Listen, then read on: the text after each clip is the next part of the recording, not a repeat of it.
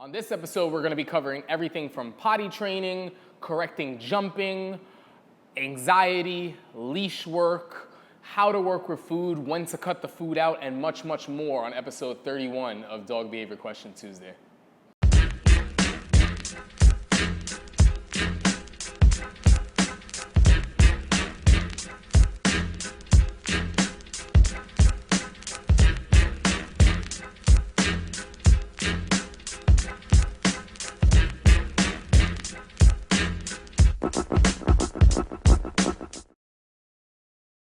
Hey guys, what's going on? Blake Rodriguez, and this is episode 31 of Dog Behavior Question Tuesday.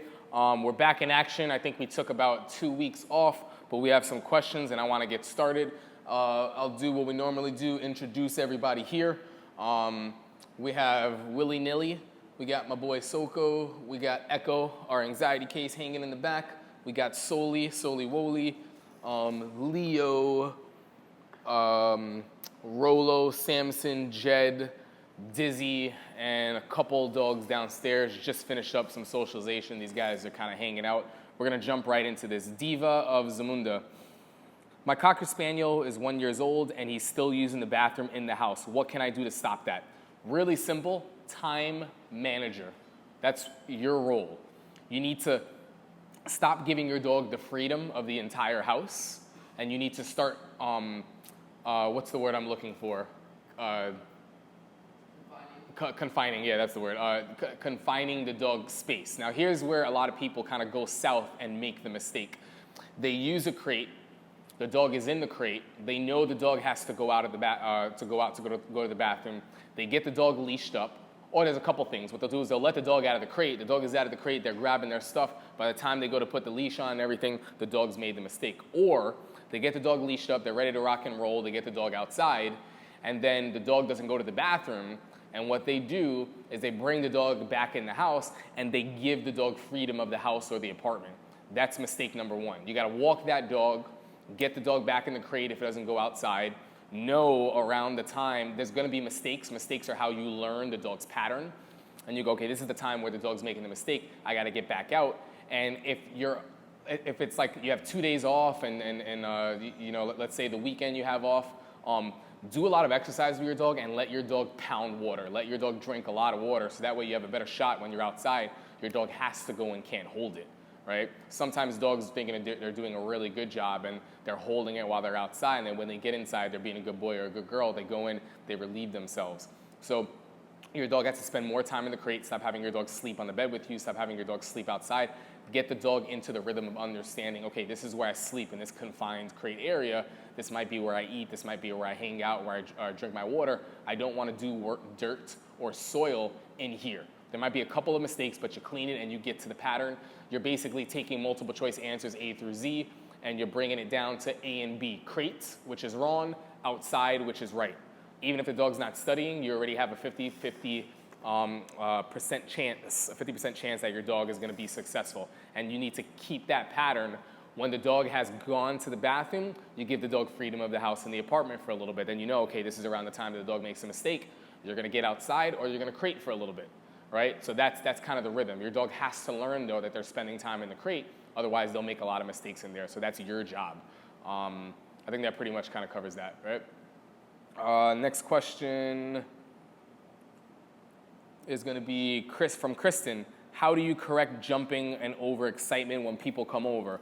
So correcting is very important, but probably what's more important is spending time teaching what you would rather like. This doesn't mean that you avoid correcting. Correcting is very, very important because if a dog knows another choice but doesn't know that you don't want them doing that, it might not, the other choice might not be more desirable, and you can be a fantastic trainer, but sometimes other things are more fun. So ignoring is not going to work. That's proven time and time again. So you got to get your dog on a language, teach your dog a language, right? Use the leash pressure language. We just shot an awesome video on YouTube that shows how we kind of teach that. Use that to teach the place command. Regularly practice place command. Regularly practice impulse control. Your dog is placing while you're watching Netflix. Your dog is placing while you're making your peanut butter and jelly sandwich. When you get up and go to the bathroom, your dog doesn't follow you in there. All these basic one-on-one stuff And because your dog knows how to do that when someone comes over, that's what you ask for. The problem is your dog's not listening to you because something is more important than you are. You need to make yourself more important. So you need to have an interrupter. If you have a long line and a leash on and a dog is successful and knows how to hold the place, now I can actually interrupt and make myself a choice that is more important than the dog, than the other person coming in, whether they want to or not. That's how it is in the beginning. Down the road, a dog starts understanding, oh, I pay attention to you, not them, and we show them how to relax. Don't be excited and let that dog rush off and say hi. You might teach a dog when someone comes over, first off, the human's not gonna be super excited. They're not gonna be like, oh my God, how are you? Because it's practice, right? Little by little, you build things up. Your dog might hold a place just like this, right? For the entirety of that person kind of visiting for a little bit, or your delivery person comes over, invite them in, right? It's a little bit of a quick transaction. Let your dog start regularly practicing having an urge to do one thing or an impulse to do one thing, and you're practicing going against that to teach your dog how, or to teach your dog that they don't have to act on their impulse, and you're gonna be doing your dog the biggest favor ever. So you gotta practice more impulse control work. Let's see what we got here. Montez Shane, all right. What's up, you guys? I've been watching some Tyler Mito videos and leash conversation and getting the dog in the right position. Awesome. Tyler's a really good friend of mine. I'm gonna go see him in June. I actually have a Skype session for our workshop that's coming up. We're teaching a workshop in Niagara, New York. We still have a couple spots left, I think 4, maybe 5 spots left for our hands-on 4-day workshop. And we gotta start improving. We're always looking to improve the curriculum. So I dropped the ball. I was supposed to Skype with him this week, but things were a little busy here, and we'll get our Skype session tomorrow for sure. But let's get into this. When my dog and I exercise inside the house, she does great, no distractions. Whenever we move outside, the urge to move up slightly is there. Make sure I'm reading this right. That's great. No distraction. However, when we move outside, the urge to move up. My dog doesn't. Oh, I see what you're saying on the leash. My dog doesn't pull, but her position is what I'm trying to change. I have been trying to follow your example and make sure the dog knows 100% what I'm asking, which she seems to know. And when we were inside, the dog gets tossed aside when we go outside. Okay, any suggestions? Okay, a couple things. Watch that new YouTube video that we just put out. I think that's gonna clarify things. What I would focus on for you is I would pay more attention to when the walk starts. A dog that's already kind of eager and gung-ho through thresholds, you want a dog to really focus on you and focus on the left leg and go and question and go, what am I supposed to do? Pay attention, because you don't know. You have a dog that's assuming and kind of going on his or her own mission, right? So rather than trying to address that outside, start it from the moment you're about to grab the leash, going out of the house or going out of the apartment, when you're going to the elevator or going down the stairs, and really work on that right there to change the mindset. You want the more cautious, what am I supposed to do mindset, and the dog goes, man, I really got to pay attention to this guy because I'm not sure what he's doing. When you're predictable, the dog's like, I already know what you're going to do. I'm going this way. So we need the dog to pay more attention. So you got to make yourself more mindful. Very important. And watch that YouTube video because I really think that would help. Lori, hey guys, keep DBQ Tuesday coming. Unfortunately, it's going to be a DBQ Thursday episode, but I think you guys will forgive us. I've learned so much so far. I run a dog walking business, and one client in Doberman who doesn't really get walked by his owners and gets walked by me a few times a week is presenting a bit of a challenge. He has a ridiculous amount of pent-up energy every walk. When I take him out and I try to correct, focus, or calm, he can't. He exhibits anxious behaviors out on the walk and is distracted by absolutely everything. He's returning pretty much with as much excitement and energy as when we leave. Oh, I see what you're saying. Okay. I suggested a treadmill or further training. I know he needs more exercise, but it's not really my place. Should I just push this more? Am I on the right track, or would over-exercising making him worse? Should I up the energy on our walks? Any suggestions? Thanks. This is a tough one because there's a lot of suggestions that I would give you, but when you have clients who aren't on board and aren't like helping you, it's the same thing as like a fitness trainer. Down. It's the same thing as like a fitness trainer being hired, and the person that hires the fitness trainer is expecting them to help them lose weight without them doing anything. Or even better, I actually went over this analogy today. It's like hiring a maid.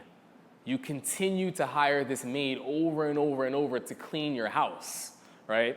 But if they're super, super messy, the maid has to keep coming over and keep coming over. So unless they expect the dog to continue being like this and you're getting off and you're having to put up with this, me personally, I'm setting expectations for my clients and I'm saying, look, this is how it has to be and this is what I suggest for you guys. This is what this dog needs. And I would set a standard. If the dog wants to walk with you and get the exercise needed, they have to step up to the plate and start doing some stuff.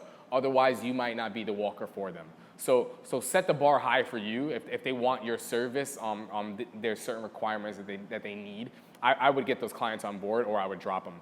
I mean, the last thing that I want is somebody that wants to hire me and then doesn't really want to do what I want. And I understand it's just walking, but it's really not fair when your job is to walk dogs and maintain structure and you have a dog that knows absolutely none of it, gets absolutely none of it at home. It's just not fair to you. So you got to get the owners on board. That's my advice, because I think it's more of a headache just having to do this, and the job that you love and enjoy is just going to start to become miserable, and that's not that's not my style. So that's that. I mean, would you agree? Anything?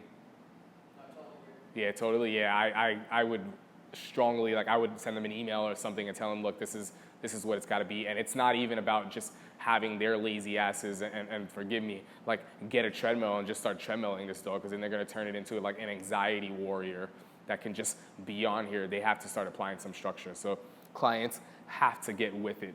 You see all those dog walkers in New York City who let their dogs do whatever they want. They're all miserable. Yeah, I know, it's horrible. So Andrew said, he was like, you see all these dog walkers in New York City who let the dogs do whatever they want on the walk, and the walkers are miserable. Like, they hate the job, you know what I mean? Like, when we walk, we have dogs that follow us, and it's enjoyable. And if we're not at that, we're working with problem dogs too, you know what I mean? So if we're not at that point, we're getting at that point, and then we're moving forward. And the clients that are coming in are looking to maintain that, or we never take them on in the first place, right? So, high five for K9's. How's it going, guys? I'm wondering what you think of using so-called flooding techniques while rehabilitating a dog. When and how would you or would you not use flooding? Great question. Go to catch.me, KATCH.me. I actually did an entire Periscope on the concept of flooding. There's a time and place for it, but you have to be able to control the floodgates. That's very, very important. So sometimes the floodgates are proximity, sometimes the floodgates are volume, sometimes, I mean, there's so many different ways to look at it, but flooding is appropriate in some areas and it's not. If you're deathly scared of snakes, putting you in a room filled with snakes and saying get over it, that doesn't make sense.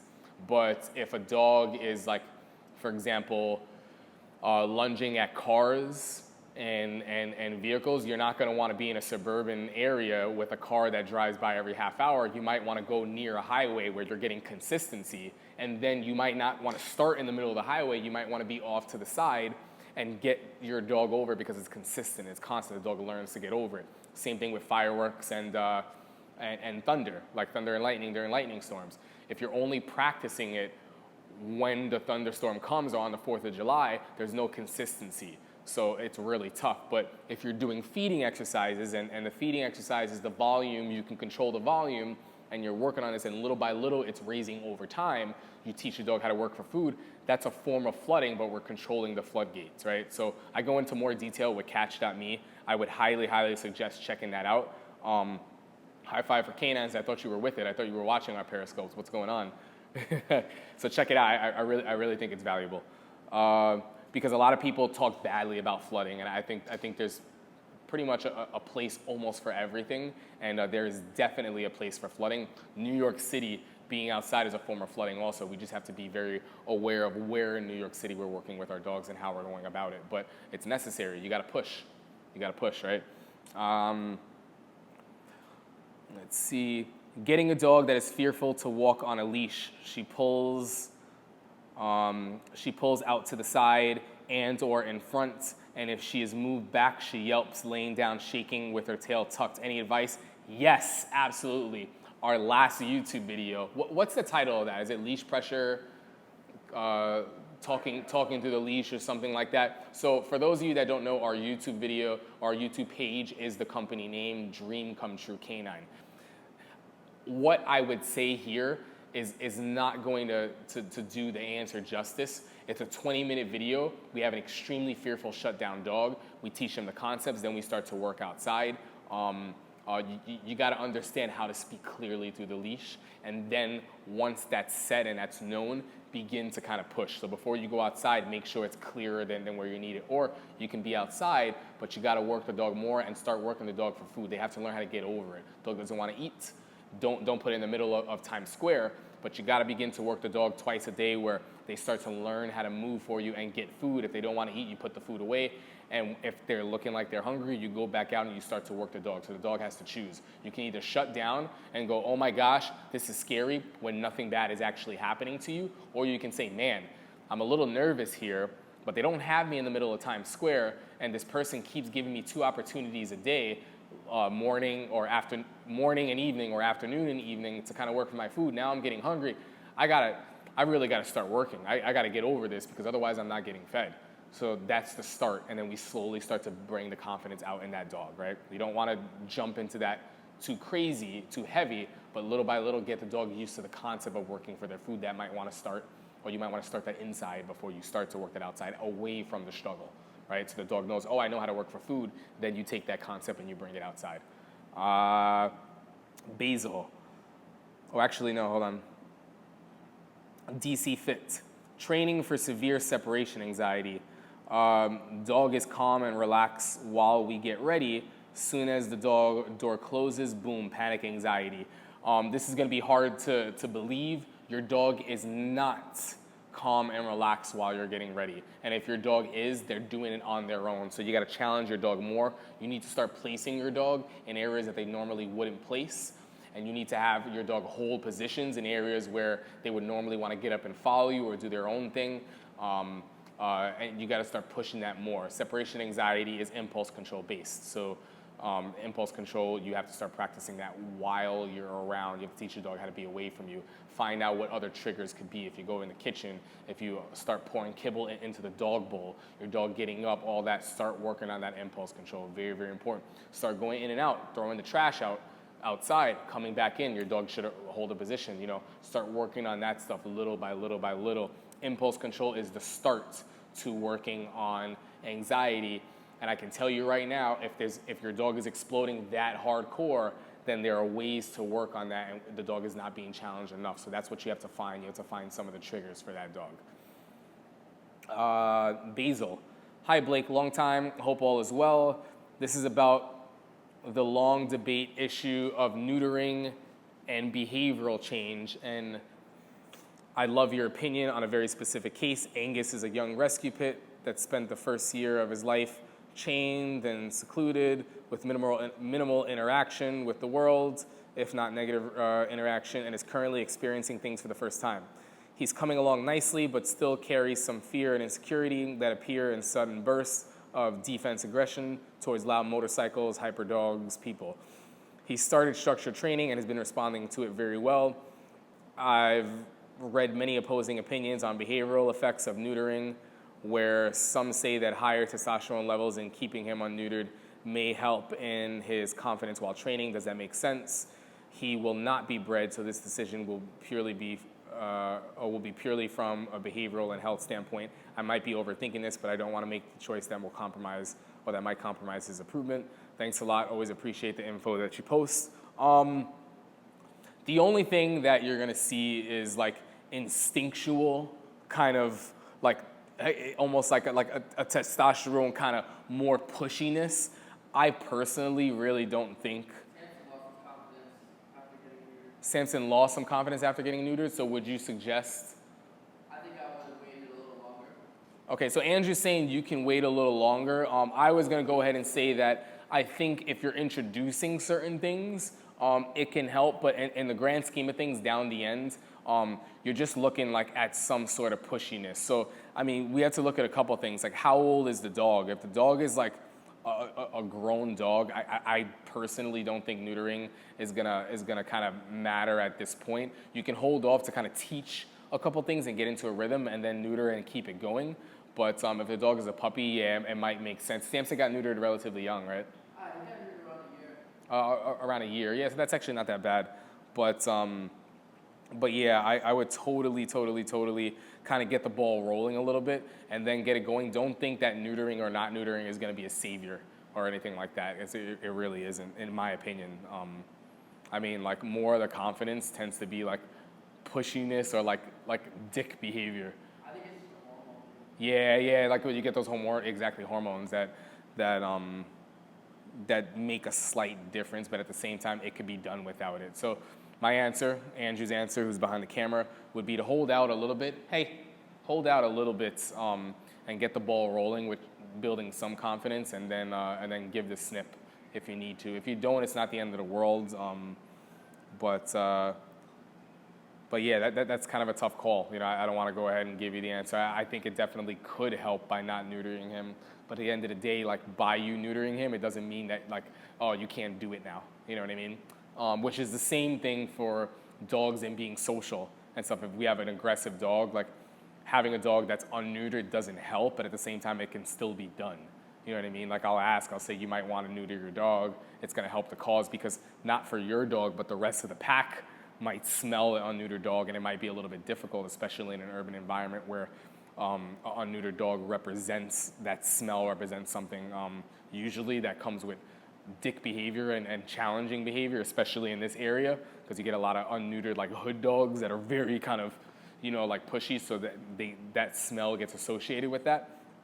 But yeah, that's that. Were you gonna say something? Yeah, that kind of stuff will only make a big difference if, like, you're doing bad training. If what? You're doing bad training. If you have clear communication, that's not really good. So Andrew said that stuff will really only make a difference if you're doing bad training. If you have clear communication in your training, it won't make much of a difference. So that's something for you to consider. Kaylee R. Hodes, I think.